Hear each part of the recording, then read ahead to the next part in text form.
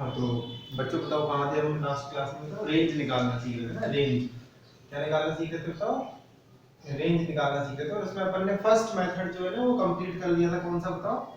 y बराबर F of x को हम लोग x बराबर g ऑफ y में क्या करेंगे बताओ? कन्वर्ट करेंगे, है ना। एक तरह से क्या लिख लेंगे? उसका इनवर्स लिख लेंगे और इस फंक्शन का हम क्या निकालेंगे? डोमेन निकालेंगे। और ये डोमेन इस फंक्शन का क्या हो जाएगा? रेंज।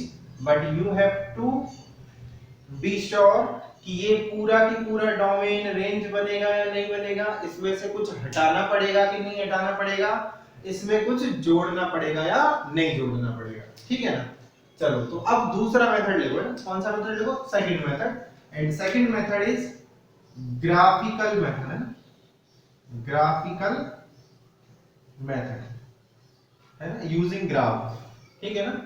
ग्राफीय विधि, ठीक है। इस विधि के द्वारा हम लोग रेंज निकालेंगे, ठीक है ना। फिर इसके बाद एक और मेथड पढ़ेंगे, दैट इज मोनोटोनिसिटी, जो कि एओडी एप्लीकेशन ऑफ डेरिवेटिव का कॉन्सेप्ट है। बट उससे भी हम लोग रेंज डिफाइन कर सकते हैं बहुत सारे फंक्शंस का, ठीक है ना। तो देखो ग्राफीय मेथड में या ग्राफीय विधि में क्या होगा, हम अगर मान लो किसी भी फंक्शन का हमको ग्राफ पता है, क्या पता है हमको? ग्राफ हमको उसका पता है, ग्राफिकल मेथड। हमको मान लो किसी फंक्शन का ग्राफ पता है, तो उस ग्राफ में जो जो y की वैल्यूज है, बिकॉज फंक्शन क्या होगा बताओ? y बराबर f ऑफ x। तो बेसिकली रेंज क्या होता है? Set of values of y, है ना। रेंज क्या होता है? Set of values of y। तो y बराबर f ऑफ x का यदि हमको ग्राफ पता है, तो उस ग्राफ में y की जितने भी वैल्यूज है ना, y की जितने भी वैल्यूज है, उन वैल्यूज को हम लोग क्या बोल देंगे? रेंज बोल देंगे। अब जनरली ये किसमें डिफाइन होगा? तो कंटीन्यूअस फंक्शंस के लिए हो सकता है, जिसमें आपको इजीली रेंज मिल जाए ना।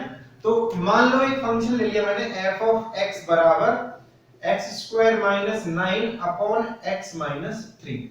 अब इसके साइड में पता है क्या लिख रहा होगा? x is not equal to 3। क्यों लिख रहा होगा? क्योंकि 3 जब आप पुट करोगे ना, 3 अगर आप पुट करोगे तो क्या हो जाएगा? 0 अपॉन 0 बन जाएगा। अगर आपने 3 पुट किया तो 3 पुट करने पर ये क्या बन जाएगा बताओ? 0 अपॉन 0। आ रही है बात समझ में? तो 0 अपॉन 0 कैसा होगा बताओ? अनडिफाइंड हो जाएगा, है ना। कैसा हो जाएगा बताओ? अनडिफाइंड हो जाएगा। तो x नॉट इक्वल टू 3 आ जाएगा, है ना। क्या आ जाएगा बताओ? x not equal to 3। आ रही है बात समझ में? x नॉट इक्वल टू 3 पे क्या होगा मैं बताओ? ये डिफाइंड। x इक्वल टू 3 पे डिफाइन नहीं होगा, इसलिए इसके डोमेन में से क्या हो जाएगा? 3 माइनस हो जाएगा। तो इसका डोमेन क्या बन जाएगा बताओ? r minus 3। ये क्या हो जाएगा? इसका डोमेन हो जाएगा। पर अब मान लो हम लोग इसका क्या करें बताओ? थोड़ा सा हम लोग इसको फैक्टराइज करके सॉल्व करें तो क्या बचेगा? इसके फैक्टर हो जाएंगे x माइनस 3 और x प्लस 3। तो बेसिकली x माइनस 3 से x माइनस 3 कट जाएगा और बचेगा क्या? x प्लस 3 बचेगा, है ना। अब कोई बोले कि सर फंक्शन तो ये हो गया और इसमें तो 3 रखेंगे तो वैल्यू क्या मिलेगी? 6 मिलेगी। बट ये फंक्शन ही है, एक्चुअल डेफिनेशन क्या है हमारे फंक्शन की? ये है ना। यहां से हम लोग लिमिट का कॉन्सेप्ट भी एस्टैब्लिश करेंगे जब हम लिमिट टॉपिक पढ़ेंगे। तो यहां से हम लोग लिमिट का कॉन्सेप्ट क्या करेंगे बताओ? इंसर्ट करेंगे अपनी मैथमेटिक्स के अंदर। तो ये हमारा फंक्शन ही है, ये तो हमको सॉल्व करने के बाद मिला है। एक्चुअल डेफिनेशन क्या है फंक्शन की? ये। और ये डेफिनेशन 3 पर डिफाइन नहीं हो रही, इसलिए क्या हो जाएगा? f ऑफ x बराबर 3। इसके f ऑफ x बराबर 3 पर कोई भी वैल्यू नहीं मिलेगी, 0 अपॉन 0 मिलेगा। इसका मतलब वो डोमेन में से क्या हो जाएगा? माइनस हो जाएगा, ठीक है ना। अच्छा अगर मैं मान लो इस फंक्शन का ग्राफ बनाता हूं, तो बेसिकली ये फंक्शन यही है ना। तो सॉल्व करने के लिए तो यही हो गया, तो ये क्या होता है? एक स्ट्रेट लाइन हो जाएगी, है ना। और इसका ग्राफ कैसा बनेगा बताओ? इसका ग्राफ कुछ इस तरह से बन जाएगा, स्ट्रेट लाइन। तो देखो x बराबर 0 पर y बराबर कितना मिलेगा? 3 मिल जाएगा। आ रही बात समझ में? और माइनस 3 पर कितना मिल जाएगा? 0 मिल जाएगा, है ना। तो इस तरह का ये ग्राफ आ जाएगा। किसका ग्राफ आया बताओ? x y बराबर x प्लस 3 का ग्राफ आया। परंतु जब आप 3 लिखोगे तो क्या मिलेगा? 6 मिलेगा। मान लो ये 3 वाला पॉइंट है, तो ये जो 6 वाली वैल्यू है ये किसमें आएगी बताओ? ऊपर में आएगी। बिकॉज क्यों आएगी? क्योंकि हमारे पास x बराबर 3 है ही नहीं, हम पुट ही नहीं कर सकते। रीजन? क्योंकि वो हमारे डोमेन में नहीं है। तो 6 पे क्या रहेगा बताओ, ओपन है ना, होलो सर्किल रहेगा, और बाकी फिर ये आगे चलता रहेगा, ऐसे इधर चलता रहेगा। तो अब अगर आप देखोगे तो y की वैल्यू देखो इधर कहां तक जाएगी, तो इधर कहां तक जाएगी, इंफिनिटी तक जाएगी, माइनस इंफिनिटी तक। इधर कहां तक जाएगी बताओ, प्लस इंफिनिटी तक जाएगी, जाएगी नहीं जाएगी। इसका मतलब इसका रेंज क्या हो जाएगा, set of values of y, तो रेंज क्या हो गया बताओ, पूरा माइनस इंफिनिटी से प्लस इंफिनिटी हो जाएगा ना। परंतु ये वाली वैल्यू नहीं मिल रही, ये वाली वैल्यू क्या है बताओ, 6, तो इसमें से माइनस क्या हो जाएगा, 6 माइनस हो जाएगा। आ रही है बात समझ में। तो ग्राफिकल मेथड से कैसे रेंज निकाला कि y के जितने भी पॉसिबल वैल्यूज हैं वो हम लोग ग्राफ से देख लिए। आ रही है बात समझ में। तो इसका डेफिनेशन क्या लिखोगे ग्राफिकल मेथड में कि set of all the values of y is range. So किसी भी ग्राफ में ना, in any graph the values of y are the range of that function, है ना। उस वैल्यूज ऑफ y का हम लोग क्या लिख लेंगे बताओ, सेट लिख लेंगे। आ रही है बात समझ में। अब किसी भी कंटीन्यूअस ग्राफ में क्या होगा, कंटीन्यूअस ग्राफ क्या होता है, एक कॉन्सेप्ट आता है कंटीन्यूअस ग्राफ का। कंटीन्यूअस ग्राफ का मतलब है, जैसे देखो ये ग्राफ यहां से यहां तक कंटीन्यूअस है, आ रही है बात समझ में। यहां पर ये क्या हो गया बताओ, ब्रेक हो गया, यहां पर ये ब्रेक हो गया, टूट गया है, डिसकंटीन्यूअस हो गया, और उसके बाद फिर से कंटीन्यूअस हो गया। तो किसी भी कंटीन्यूअस ग्राफ में रेंज क्या होती है बताओ, minimum of f of x, maximum of f of x। आ रही है बात समझ में। किसी भी कंटीन्यूअस ग्राफ में क्या हो जाएगा, minimum of f of x, maximum of f of x। आ रही है बात समझ में। और मान लो ग्राफ डिसकंटीन्यूअस है ना, तो डिसकंटीन्यूअस ग्राफ में क्या होगा, डिसकंटीन्यूअस ग्राफ में आपको वो सारे इंटरवल्स का यूनियन लेना है जहां पर फंक्शन क्या है बताओ, कंटीन्यूअस। जैसे फॉर एन एग्जांपल, मान लो मैंने एक कोई ग्राफ है ना, कोई ग्राफ बनाया, और वो ग्राफ जो है वो इस तरह से आ रहा है, किसी भी फंक्शन का ग्राफ जो है वो इस तरह से आ गया है ना। यहाँ पर क्लोज इंटरवल है, और ये मान लो यहाँ पर भी क्लोज है ना। फिर उसके बाद यहाँ पर ओपन हो गया, ठीक है ना, और यहाँ पर क्लोज हो गया है ना, और फिर मान लो यहाँ पर ओपन मान लेते हैं, और फिर इसके बाद यहाँ तक आ गया है, ये वाला ये ग्राफ।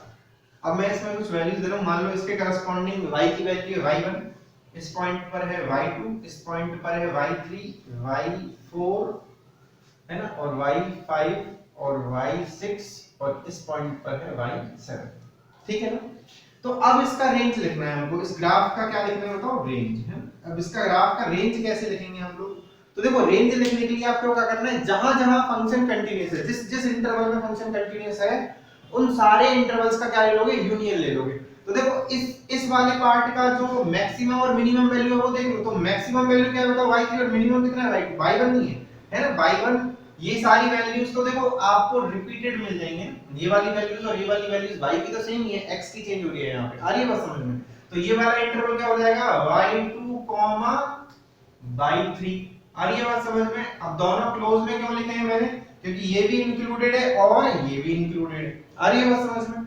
अच्छा दूसरे वाला पार्ट ये कंटीन्यूअस है पूरा की पूरा, तो देखो y4 से कितना हो जाएगा, y5 हो जाएगा, ये मिनिमम हो गया और ये मैक्सिमम हो गया, यूनियन y4 है ना। अब y4 किस में आएगा देखो, ओपन में आएगा, तो y4, y5, और ये किस में आ जाएगा बताओ, क्लोज में आ जाएगा, यूनियन।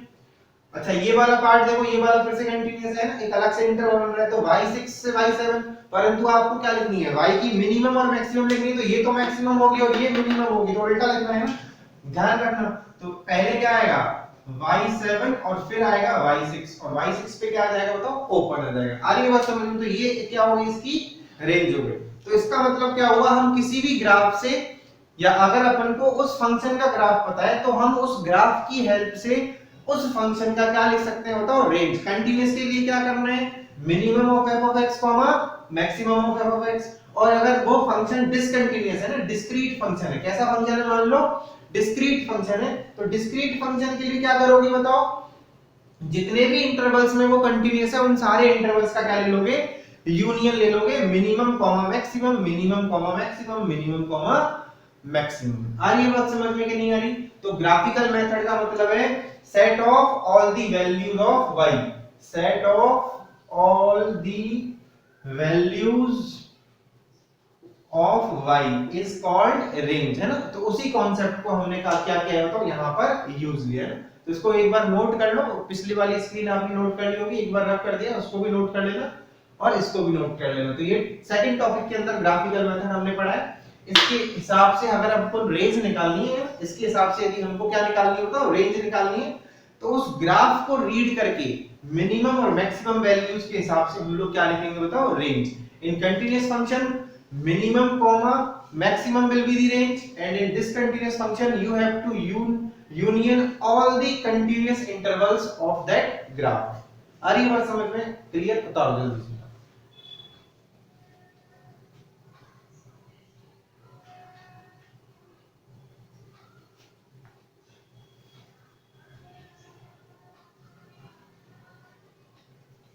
अब नेक्स्ट आते हैं हम लोग थर्ड मेथड पे।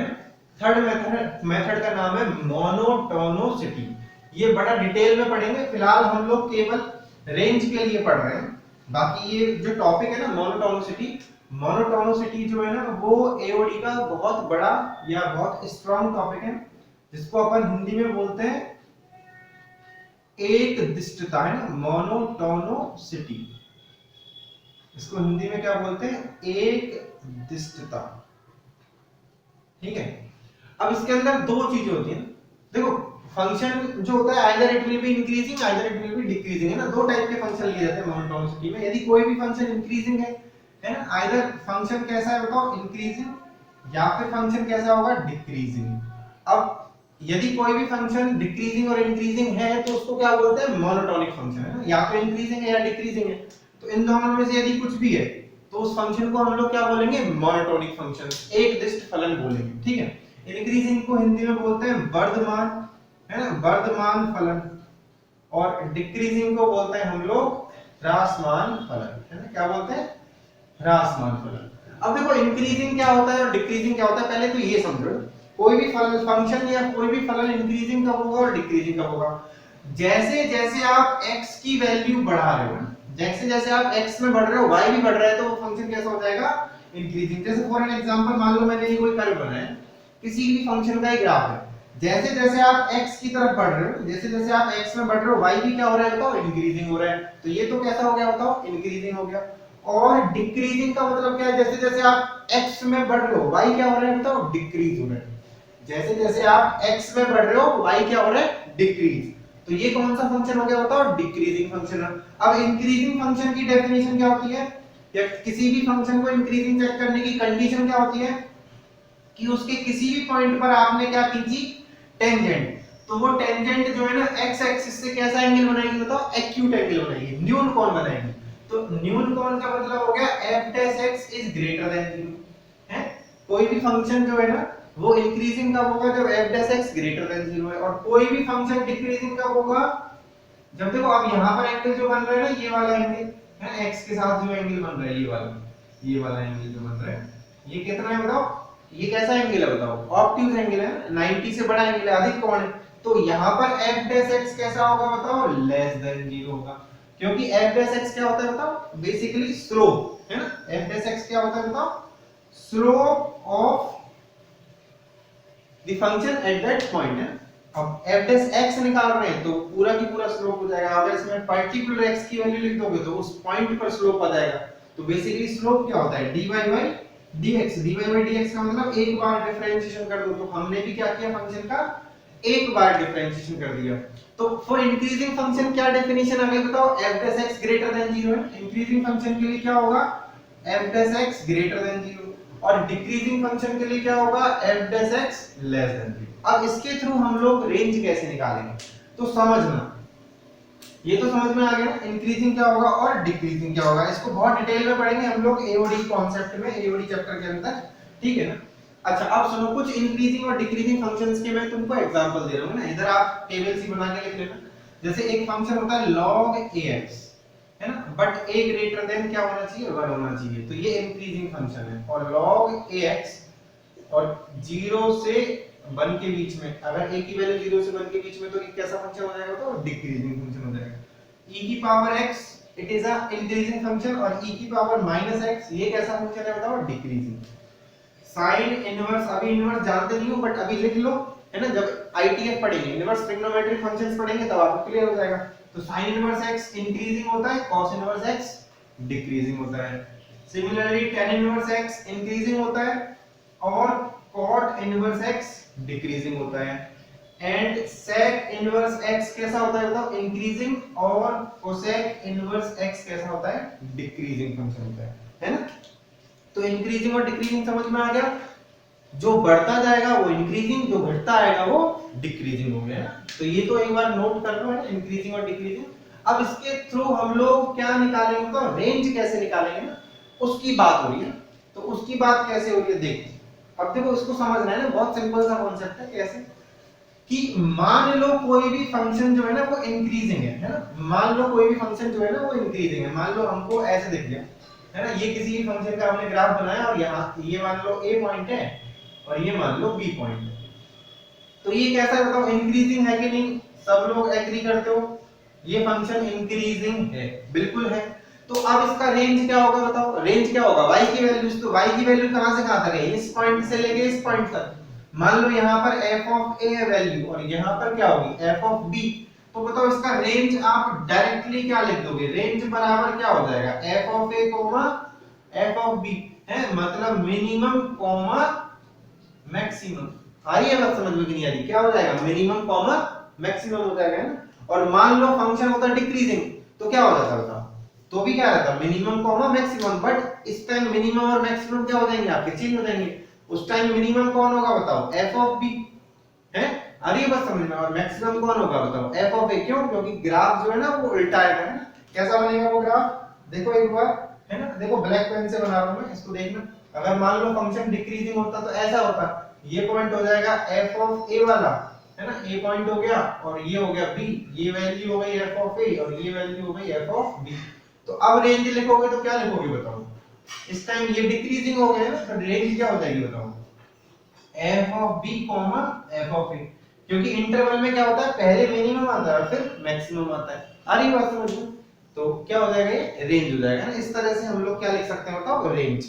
आ रही बात समझ में, तो आप लिख लेना फॉर इंक्रीजिंग है ना, ये वाला ग्राफ बना लो, और फॉर डिक्रीजिंग ये वाला ग्राफ बना लो, और दोनों के लिए रेंज लिख लेना है ना, दोनों के लिए क्या लिख लेना, रेंज। आ रही बात समझ में। तो एक पर्टिकुलर इंटरवल में यदि मान लो कोई फंक्शन इंक्रीजिंग है तो रेंज ये हो जाएगी, और एक पर्टिकुलर इंटरवल में फंक्शन कैसा है बताओ, डिक्रीजिंग, तो ये क्या हो जाएगी, रेंज हो जाएगी। क्लियर हो गया, ठीक है। अब इसको एक एग्जांपल से और समझते हैं ना, जब तक ये उतारो आप एक बार उतारो जल्दी से, फिर इसको एग्जांपल से देखते हैं।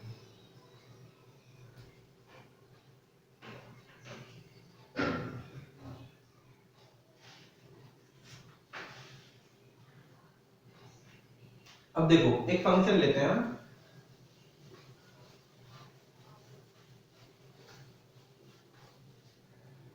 फंक्शन नोट करो, y बराबर ln of 2x minus x square, y बराबर ln of 2x minus x square, ये फंक्शन है, ठीक है।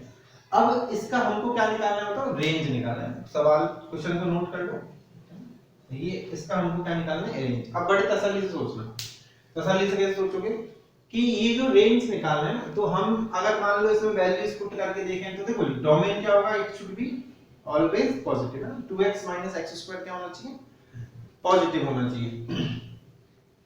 अब इसकी जो वैल्यू है 2x माइनस एक्स स्क्वायर की वैल्यू जो है वो हमेशा क्या होगी, तो आप एक बार सोचो ना, 2x माइनस एक्स स्क्वायर की वैल्यू हमेशा क्या आएगी। तो इसको मैं सॉल्व करता हूं, इसको मैं कंप्लीट स्क्वायर बनाता हूं ना, माइनस मैंने कॉमन ले लिया तो x स्क्वायर और माइनस 2x, ठीक है ना। तो माइनस, अब देखो ये क्या बन जाएगा, x माइनस 1 का स्क्वायर हो जाएगा और माइनस 1 हो जाएगा, तो ये कितना हो गया तो 1 माइनस x माइनस 1 का। आ रही है बात समझ में कि नहीं है, ये हो गया। अब ये देखो ज्यादा से ज्यादा क्या हो सकता है, 0 हो सकता है, क्या हो सकता है, 0। आ रही है बात समझ में, तो इसकी मैक्सिमम वैल्यू क्या हो जाएगी बताओ, 1 हो जाएगी, है ना भाई। और बाकी ये नेगेटिव हो रहा है ना, 1 में से कुछ माइनस हो रहा है, तो 1 में से अगर आप कुछ माइनस करोगे, और ये हमेशा कैसा है बताओ, positive, this term is always positive. तो 1 में से कुछ सब्ट्रैक्ट होगा तो हमेशा क्या मिलेगा, 1 से छोटा, है ना, 1 से छोटा मिलेगा। तो मैक्सिमम क्या हो जाएगा इसका बताओ, ये क्या मिल सकता है बताओ, 0 है। 1 में से मैक्सिमम वैल्यू इसकी मान लो सबसे कम क्या माइनस करें, 0 माइनस करोगे तो मैक्सिमम वैल्यू क्या मिलेगी, टोटल 1 मिलेगी, और फिर तो 1 से छोटा मिलता जाएगा। इसका मतलब 2x minus x square is always belongs to minus infinity to 1। ये चीज समझ में आ रही है कि नहीं आ रही, ये जो कंप्लीट स्क्वायर है यहाँ से अगर आप देखोगे तो 1 में से कुछ माइनस हो रहा है तो 1 से छोटा ही मिलेगा। अब 1 में से 0 माइनस करोगे तो मैक्सिमम मिला, और 1 में से कुछ और माइनस करोगे तो 1 से छोटा ही मिलता जाएगा, तो छोटा कहां तक मिलेगा, माइनस इंफिनिटी तक। तो ये कितना हो गया, माइनस इंफिनिटी टू 1। तो ये चीज समझ में आ रही है ना, 2x माइनस एक्स स्क्वायर हमेशा कितना होगा, माइनस इंफिनिटी टू 1। बट यहाँ पर आप पुट नहीं कर सकते हो ना माइनस इंफिनिटी टू 1, नहीं कर सकते हो, ऑब्वियस सी बात है। तो फिर y बराबर कितना हो गया, ln of 2x minus x square. इसको डिफाइन होने के लिए क्या होना पड़ेगा, 2x माइनस एक्स स्क्वायर को कहां से बिलोंग करना पड़ेगा बताओ, 0 टू 1 बिलोंग करना पड़ेगा कि नहीं करना पड़ेगा, है 2x माइनस एक्स स्क्वायर को कहां से बिलोंग करना पड़ेगा बताओ, 0 टू 1 बिलोंग करना पड़ेगा। आ रही है बात समझ में। अब ln का मतलब क्या होता है, log में बेस e, है ना, ln का मतलब क्या होता है, log में बेस e, ठीक है ना। तो log बेस e, e का मतलब वैल्यू कितना होता है 2.7 है ना, लगभग 2.7। तो log क्या है, log का बेस क्या है बताओ, ग्रेटर देन 1 है, log का बेस क्या है बताओ, ग्रेटर देन 1 है, ये वाला वैल्यू ग्रेटर देन 1। अब यहाँ पर जो वैल्यू आ रहा है वो कैसा आ रहा है बताओ, 0 से 1 के बीच में। ये जो वैल्यू है ये कितना आ रहा है बताओ, 0 टू 1 आ रहा है, आ रही है बात समझ में। तो देखो बेस और वैल्यू दोनों अपोजिट साइड है, इसका मतलब इसका आंसर हमेशा कैसा मिलेगा, नेगेटिव मिलेगा। And we know that log is a monotonic function. log जो है वो कैसा फंक्शन है, मोनोटोनिक, मैंने अभी अभी लिखा है ना। log कैसा फंक्शन है, मोनोटोनिक फंक्शन है। इसका मतलब क्या हो जाएगा, ये जो वैल्यू है ये कैसी होगी बताओ, 0 टू 1 में log 0 कितना होगा, माइनस इंफिनिटी, और log 1 कितना होगा, 0 होगा। एक कंटीन्यूअस फंक्शन मिलेगा जो कि कैसा होगा बताओ, मोनोटोनिक, डिक्रीजिंग फंक्शन हो जाएगा, है। अरे ये बात नहीं, सॉरी, कैसा हो जाएगा, इंक्रीजिंग, है ना, माइनस इंफिनिटी से और कहां तक आ जाएगा, ये 0 तक आ जाएगा, तो इंक्रीजिंग फंक्शन हो गया, है ना। मैंने आपको लिखाया भी है, log ax will be increasing if a is greater than 1। अरे ये बात समझ में, a का वैल्यू यदि ग्रेटर देन 1 है तो ये कैसा होगा, इंक्रीजिंग फंक्शन होगा, है ना। इंक्रीजिंग का मतलब मोनोटोनिकली इंक्रीजिंग है, स्ट्रिक्टली इंक्रीजिंग, ये सारी टर्म अपन पढ़ेंगे। तो ये फंक्शन कैसा हुआ बताओ, कंटीन्यूअस हुआ, तो इसका जो मिनिमम वैल्यू होगा और मैक्सिमम वैल्यू होगा वही क्या हो जाएगा, रेंज हो जाएगा। तो रेंज के लिए कितना आएगा बताओ, 0 पे वैल्यू कितनी मिलेगी, माइनस इंफिनिटी, और 1 पे कितनी मिलेगी, 0। तो इसका मतलब इसका रेंज कितना हो गया, अकॉर्डिंग टू मोनोटोनिसिटी क्या हो जाएगा इसका रेंज, माइनस इंफिनिटी टू 0। आ रही है बात समझ में, क्योंकि ये कैसा फंक्शन है, कंटीन्यूअस। आपको log ax का ग्राफ भी बता रखा है ना। ये जो ग्राफ है वो कुछ इस तरह से होता है। तो ये क्या हो गया, log 0 पे कितना होगा, माइनस इंफिनिटी, और 1 पे कितना होता है, 0 होता है। तो ये कैसा फंक्शन होता है, जैसे जैसे आप x बढ़ा रहे हो y की वैल्यूज बढ़ रही है कि नहीं बढ़ रही, तो ये क्या होता है बताओ, मोनोटोनिक इंक्रीजिंग फंक्शन हो गया है। और उसके हिसाब से इसका रेंज कितना आ गया, 0 टू 1 में x की वैल्यू, तो y की वैल्यू कितनी है, माइनस इंफिनिटी टू 0। आ रही बात समझ में। तो ये क्या हो गया, इसका रेंज हो गया, है ना। बताओ जल्दी से।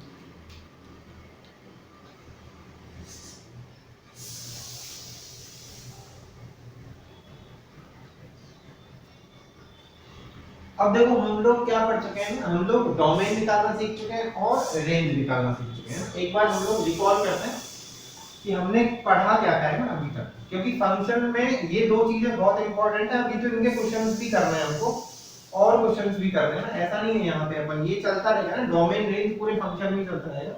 तो हमने क्या क्या चीजें पढ़ ली। सबसे पहले हमने पढ़ा था डोमेन निकालना है। डोमेन कैसे निकालते हैं, the values of x for the function is defined, है ना, for the function is defined। आ रही है बात समझ में। और रेंज क्या होता है, रेंज होती है वैल्यूज ऑफ y, है ना। रेंज क्या होती है, values of y corresponding to domain, है ना, करस्पॉन्डिंग टू डोमेन। और इसके अंदर हमने 2-3 मेथड पढ़े ना, 1, 2 और 3। 2 मेथड तो आज ही पढ़े, और एक अपन का 2 क्लास से चल रहा था, कौन सा वाला, कि y बराबर f of x को कन्वर्ट कर लो x बराबर g of y में, तो इसका क्या लिखोगे, डोमेन, और ऑटोमेटिकली ये इसका क्या हो जाएगा, रेंज हो जाएगा। बट यहाँ पर एक चीज याद रखना, परंतु याद रखना, दूसरा आज अपन ने जो मेथड पढ़ा था वो कौन सा मेथड पढ़ा था, यूजिंग ग्राफ, है, यूजिंग ग्राफ। और तीसरा मेथड क्या पढ़ा था हमने अभी, मोनोटोनिसिटी, है, मोनोटोनिसिटी। मोनोटोनिसिटी का मतलब इंक्रीजिंग और डिक्रीजिंग। कोई भी फंक्शन इंक्रीजिंग है और डिक्रीजिंग है तो उनका रेंज कैसे लिखोगे, मिनिमम कॉमा मैक्सिमम।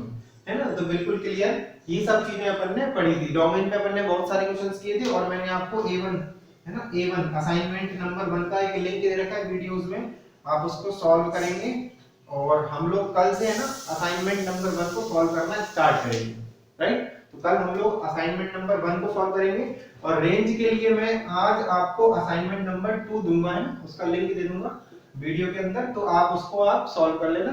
तो A2 हम लोगों का 1 या 2 दिन बाद सॉल्व होगा, तब तक आपको टाइम भी मिल जाएगा सॉल्व करने के लिए, ठीक है ना। तो बिल्कुल आपको नंबर ऑफ क्वेश्चंस की बहुत सारी प्रैक्टिस करनी पड़ेगी, then you will clear about the concepts of domain and range, है ना। जब तक सवाल नहीं करोगे तब तक फीलिंग नहीं आएगा। आ रही बात समझ में? फीलिंग बहुत ज्यादा जरूरी है लेना, है बिना फीलिंग के कुछ नहीं है ना। तो A1 और A2 दोनों असाइनमेंट्स को सॉल्व करोगे। A1 के अंदर डोमेन वाले क्वेश्चंस होंगे, A2 के अंदर रेंज वाले क्वेश्चंस होंगे। और फिर जैसे जैसे हम लोग वेरियस टाइप्स ऑफ फंक्शंस पढ़ेंगे, मॉड्यूलस फंक्शन है, logarithmic functions, greatest integer, signum, तभी भी इनमें बहुत सारे क्वेश्चंस आएंगे डोमेन और रेंज वाले, राइट। तो ये चलता ही रहेगा ना, बिल्कुल चलता ही रहेगा डोमेन और रेंज, ठीक है ना। तो चलो आज अपन रेंज अपन का लगभग थ्योरेटिकली खत्म हो गया है ना। कल तो क्या करेंगे बताओ, A1 को सॉल्व करेंगे, फिर A2 को सॉल्व करेंगे, then we will come to the next point of theory, that is types of functions, है ना। टाइप्स ऑफ फंक्शंस हम लोग उसके बाद स्टार्ट करेंगे, ठीक है ना। चलो ठीक है।